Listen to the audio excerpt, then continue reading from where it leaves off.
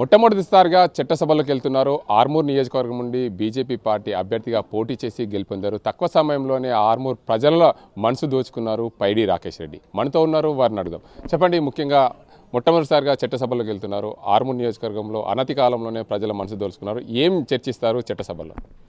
చట్టసభల్లో ముఖ్యంగా చర్చించాల్సింది ఏంటంటే, ఈరోజు నా నియోజకవర్గంలో 87 పల్లెలలో ఎటువంటి అభివృద్ధి లేదు, అభివృద్ధికి ఆమడ దూరం ఉంది. అంటే కొన్ని చోట్ల అసలు స్వాతంత్రం వచ్చిందా, స్వాతంత్రం రాలేదా, లేకపోతే ఆధునిక యుగంలో ఉన్నామా, ఆది మానవుడి యుగంలో ఉన్నామా అనే రకంగా పరిస్థితులు ఉన్నాయి.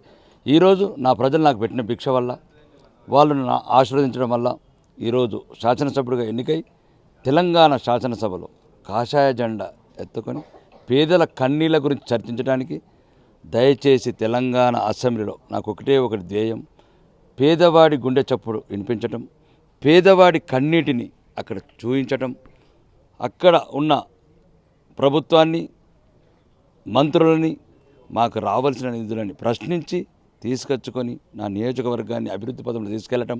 ముఖ్యంగా విద్య, వైద్యం, ఉపాధి, మౌలిక వసతులు అన్ని రకాలుగా నాకు కావాల్సిన నా న్యాయపరమైన హక్కులు, నా నియోజకవర్గ ప్రజల హక్కులు, రాష్ట్ర బడ్జెట్ ఎంత, అప్పులు ఎంత చేస్తున్నారు, అప్పులలో నా భాగం ఎంత, ఈ దీంట్లో భాగం కావాలి, నా బడ్జెట్లో భాగం కావాలి. ప్రతి రూపాయి లెక్కకు లెక్క, ఎక్కడ తప్పినా ఎక్కడ మిగతా రాజ్యాంగ సంస్థలను, అవసరమైతే గవర్నర్ గారిని, అవసరమైతే రాష్ట్రపతిని, వీలైతే నా ప్రజలకు అన్యాయం జరిగితే న్యాయదేవత తలుపు తడతాను తప్ప ఎటువంటి అన్యాయాన్ని సహించను. నాకు కావాల్సింది ముఖ్యంగా ఈరోజు గూడు. ఎండకెండుతున్నారు, చల్లగా చలికి వణుకుతున్నారు, వర్షంగా తడుస్తున్నారు. మేము మేడలల్లో ఉన్న ముఖ్యమంత్రి కావచ్చు, మంత్రులు కావచ్చు, మేము ఎమ్మెల్యే కావచ్చు, మేము పాపాత్మల కిందే లెక్క.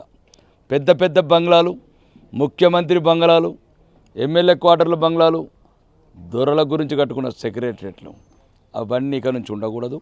ఫస్ట్ పేదవాడికి ఇల్లు కట్టిద్దాము, పేదవాడికి చదువు చెప్పుదాం, పేదవాడికి వైద్యం అందిద్దాము, వాళ్ళని జనశ్రవంతులకి మనలాగా తీసుకొచ్చి వాళ్ళ బిడ్డల భవిష్యత్తు, బంగారు భవిష్యత్తు చేద్దామని, అది తెలంగాణ చట్టసభల ఆరుమూరు బిడ్డగా ఒక పోరాటం చేద్దామని అనుకుంటున్నాను. మొత్తంగా తెలంగాణ రాష్ట్రం ఏర్పడి 10 సంవత్సరాలు అయిపోయింది.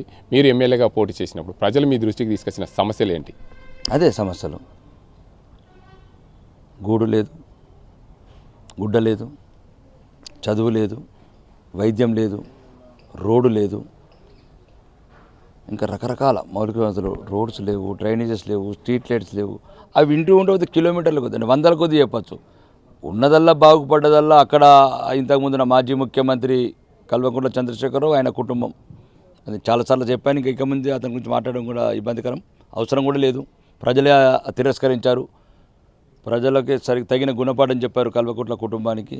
చివరికి కల్వకుంట్ల చంద్రశేఖరరావు గారే ఓడిపోయాడంటే ప్రజల ఆగ్రహము, 10 సంవత్సరాల నుంచి దోసుకున్నారు, ఎంత ప్రజల మీద దౌర్జన్యాలు చేసిందంతో కామారెడ్డి ఫలితం తార్కణం. కాబట్టి ఇక్కడున్న మౌలిక వసతులు ఇవే చెప్పాను కదా మీకు ముందు. ముఖ్యంగా గృహాలు, విద్య, వైద్యము, స్కూల్స్ దరిద్రంగా తయారైనాయి.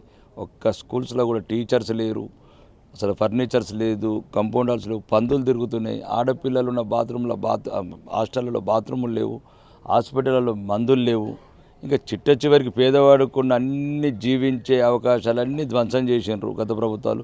ఇప్పుడైనా కాబోయే కొలువు తీరే ముఖ్యమంత్రి గారికి ఇప్పుడైనా ఈ ఆర్టీవీ ద్వారా నా విన్నపం, దయచేసి మీరు కూడా దొరలేలినట్లు ఏలకండి, ప్రజల పక్షపాతిగా ఉండండి, పేదల పక్షపాతిగా ఉండండి. ఒక ప్రతిపక్షంగా మేము అన్ని రకాలుగా సహకరిస్తాము. మళ్ళా మీరు ఈ దొరల అహంకారం కావచ్చు, దొరల దర్పం కావచ్చు పక్కన పెట్టండి. ఫస్ట్ పేద ప్రజల పక్షాన తగిన న్యాయం చేద్దాం, సహజ న్యాయం చేసి అప్పుడు మనం దీన్ని బట్టి ముందుకెళ్దాం. మీరు పటిమ గల పోరాట భావాలున్న వ్యక్తి, కాషాయం జెండా ఎగరేశారు ఆర్మూర్ నియోజకవర్గంలో. ఎలా ముందుకెళ్తారు? కాషాయ జెండా అంటేనే నిజాయితీకి నిలువుటద్దాం, ధైర్యానికి నిలువుటద్దాము, నిజాయితీకి నిలువుటద్దాము, స్వచ్ఛతకు నిలువుటద్దాము. దేశాన్ని కాపాడుతున్నామంటే కాషాయ జెండనే. దేశం బాంబుల మూత లేకుండా, మత కలవలు లేకుండా భద్రంగా ఉన్నదంటేనే ఇది కాషాయ జెండా. కాబట్టి దయచేసి కాషాయ జెండా రేపు రాష్ట్ర వ్యాప్తంగా కూడా ఎగరేస్తాము. తెలంగాణ అసెంబ్లీ సెక్రటరీ కూడా కాషాయ జెండా అతి త్వరలో ఎగరేయబోతున్నాం. ధన్యవాదాలు. మొత్తంగా చూసుకోవచ్చు ఆర్మూర్ నియోజకవర్గంలో ఉన్న ప్రజల సమస్యలన్నీ కూడా అసెంబ్లీలో చర్చిస్తాను, ప్రజల కోసం వచ్చే హక్కులన్నీ కూడా సాధిస్తాను, ప్రజల కోసం కూడు గూడు నీడ వైద్యం విద్య అన్నీ ఉచితంగా అందే విధంగా నేను ప్రజల తరపున పోరాటం చేస్తానని చెప్పి ఆర్మూర్ ఎమ్మెల్యే అభ్యర్థిగా గెలిచిన పైడి రాకేష్ రెడ్డి చెప్తున్నారు. ఇది ఇక్కడ పరిస్థితి. కెమెరా పర్సన్ అశోక్తో గంగారెడ్డి, RTV నిజామాబాద్. మరిన్ని వీడియోస్ కోసం ఛానల్ ని సబ్స్క్రైబ్ చేయండి, లేటెస్ట్ అప్డేట్స్ కోసం వాట్సాప్ ఛానల్ ని ఫాలో చేయండి అండ్ లింక్ డిస్క్రిప్షన్ లో ఉంది.